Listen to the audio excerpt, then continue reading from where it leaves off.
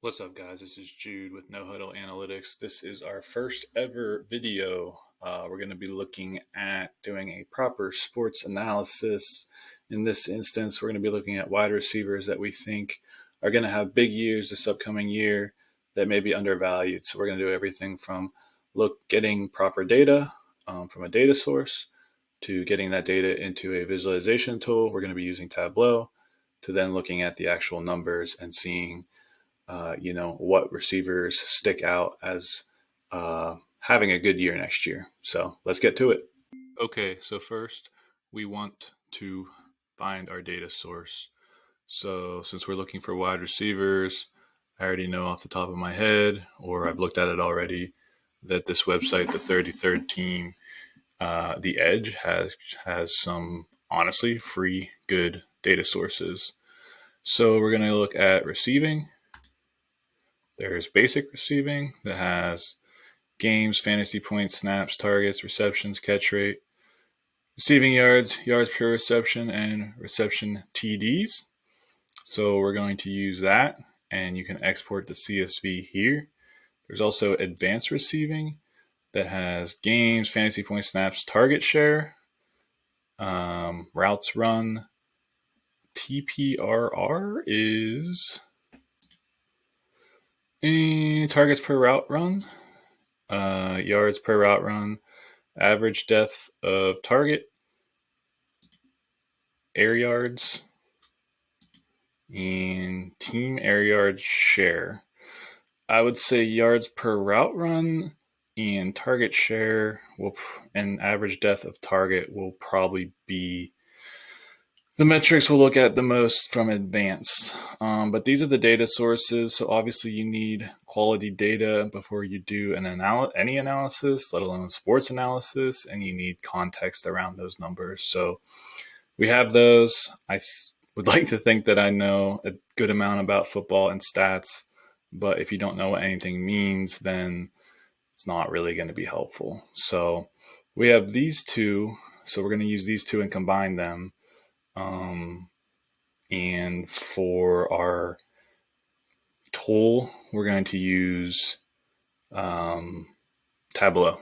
So I generally use Tableau. I've used it in my professional career. You can honestly use Excel. You can use Power BI.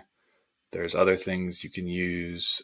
Data Studio, which is now called Looker Studio, which is kind of creepy, but whatever.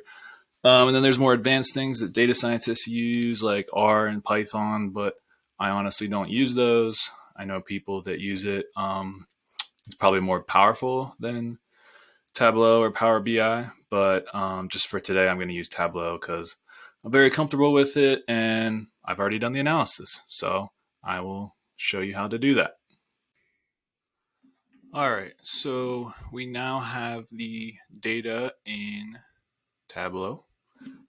You can see that I brought them in, they're both CSV files. So you can see we have the Edge basic receiving and the Edge advanced receiving.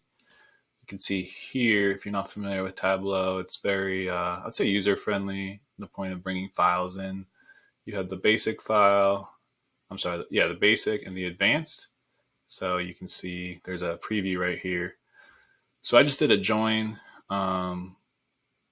Tableau does it visually. SQL, you would do a join, but you're just joining on the player here. So now we're going to have the basic and advanced tied to that player. So when I go in the sheet here, and I've already done some things. Oh, not here. Let's see, here. Let's not unfilter this. You can see I added conditional formatting. I added some calculated fields, but right now it's sorted by yards per route run. And shocker, Tyreek Hill's number 1, AJ Brown's number 2. So those are the two pretty good receivers, just saying for every route run how many yards they're getting. So you would say that's a combination of target share and receiving yards. So you can see they're both super high on receiving yards and how many routes they ran. I do have that somewhere, but it's really You can see there's a lot of really good receivers, yards per route run. Target share is another one to look at. So Devontae Adams was getting the ball a lot, Cooper Kupp. So it's anywhere for about 30%. Drake London was one that was a rookie that got a lot of target share. There's not too many good receivers on the Falcons. DeAndre Hopkins, so on and so forth. So you could either take it as target share, they're getting the ball a lot, or if you can also find people that might have a high yards per route run but a low target share. Really good example right here is Chig Okonkwo, actually a tight end from the Tennessee Titans. So he only had 450 yards, but he had yards per route run 2.88. Third, I have a filter on here of 30 receptions, and I'll show that. But yeah, I mean, that's a good indicator for a big increase for next year because he didn't get the ball that much. They are a run-heavy team, but he was a rookie. There's always a rookie to second-year jump. You can see it here as well. Christian Watson, 2.47 yards per route run, so around the top 10, and he only had a target share of 15%. I think mainly because Brett Favre, not Brett Favre, Aaron Rodgers was, a little hesitant to throw to him for, whatever, all that stuff. I know he threw to Randall Cobb or, the older guys a bit more, but that will go up, especially with Jordan Love. So the conditional formatting is a good way to get perspective on like who has, big outliers. Like you can see Devontae Adams down here is like, whoa, 32% target share. Yards per reception is 15. Yards per route run is 2.47, but he's obviously really good. He has a lot of targets, probably the highest. Close. Him and Justin Jefferson. So Justin Jefferson has a reception percentage of 71%. Devontae Adams has a reception of 55%. So, yeah, Kirk Cousins is more accurate than Derek Carr. So, I don't know. But, so we have that. This one I think is just looking at probably, I added another one, yards per game, because that is a good indicator for players that were hurt. Cooper Kupp only had 9 games, but he had 90 yards per game.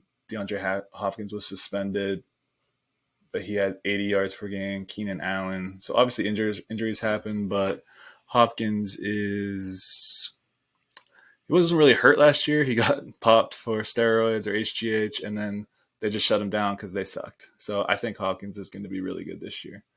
So we have that. I'll show the filter real quick. So I have it. It needs to be at least 30 receptions or more in a year. Last year. That just helps because then you get people that have like one reception for 80 yards and it messes up the formatting. So I'm sure there's receivers with less than 30 yards that are good, but we'll see. So in this instance, we're going to use a scatter plot. I think this is the most helpful. We're going to look at yards per route run and average depth of target. So this just starts to give some perspective on like who the best receivers are, as well as I would say receivers that are undervalued. So I'm going to say we're looking for 5 to 10 undervalued receivers or people that you wouldn't expect would be in this upper tier range. So and you can zone in on them too. So I'm going to do this right here. So we'll look. So Tyreek Hill is at the top. Shocker. We know he's awesome, so we're not going to include him. AJ Brown, really good. We're not going to include him because everyone knows he's awesome. Shout out to the Titans for trading him. I'm a Titans fan. It was a horrible decision, obviously.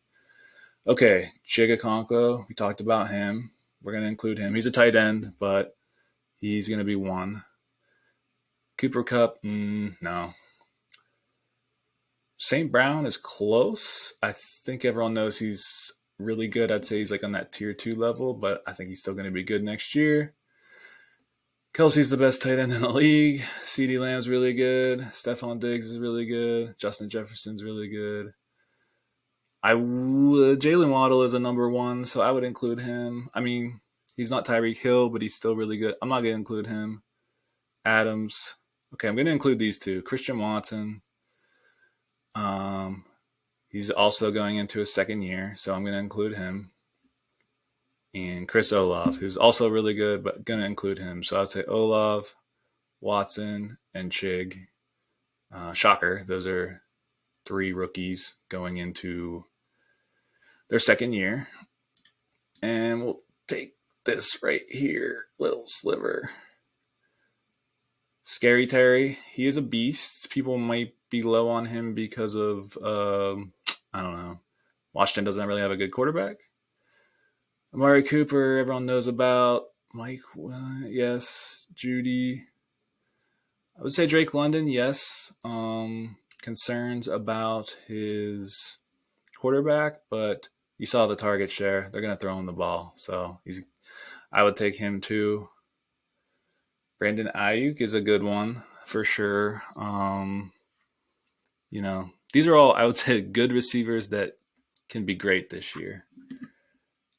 Hopkins is a good one. People have a misperception that he's like washed up, but he's not.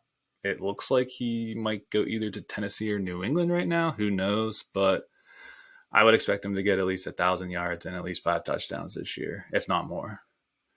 What else? Devonta Smith, really good. And Keenan Allen. So, okay. So, yeah, among those, there's this upper echelon-ish area.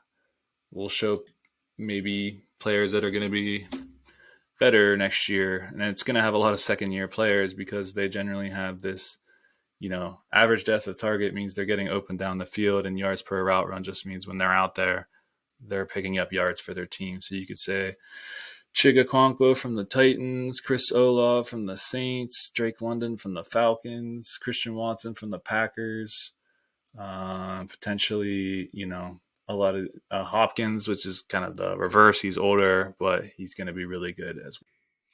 All right, so just for reference, I filtered the 5 receivers and 1 tight end that we think are going to have really good years next year. So I didn't realize Chris Olave already hit 1,000 receiving yards, which is awesome as a rookie.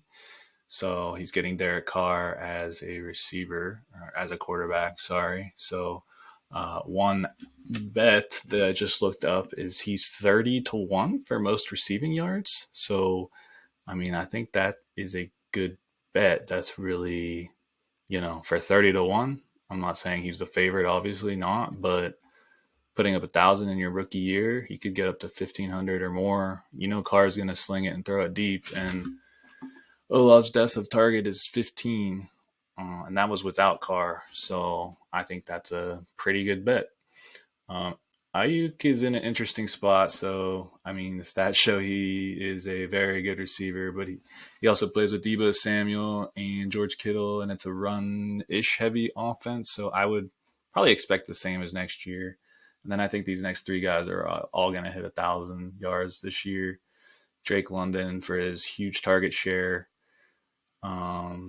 Hopkins, not here, but he had 80 yards per game. He only played 9 games and had 700 yards, so he still has it, and he has a high target share. And Christian Watson, he had a good yards per route run and average depth of target, but his target share was low, so I think he can get close to 1,000 or maybe even hit 1,000. And Chigakonkwo, 450 as a tight end, 11% target share. I would expect him to get up to around 800 this year. And who knows, maybe 1,000, but, it's the Titans. They don't throw the ball that much, but definitely expect probably around 800 and 5 touchdowns. So there it is. And that was my first video. Let me know what you think. I am by no means a content editor, creator guy. I know I have lighting and crappy lights above me, and I'm sure, maybe things will improve as we go along. So shooting for 3 videos a week on Wednesday, by Wednesday, pending my schedule. I will have a video on a surprise team from the AFC and NFC that I think will go at least three or more wins over their total. So stay tuned for that. I'll post that on Wednesday, and I'll see you then.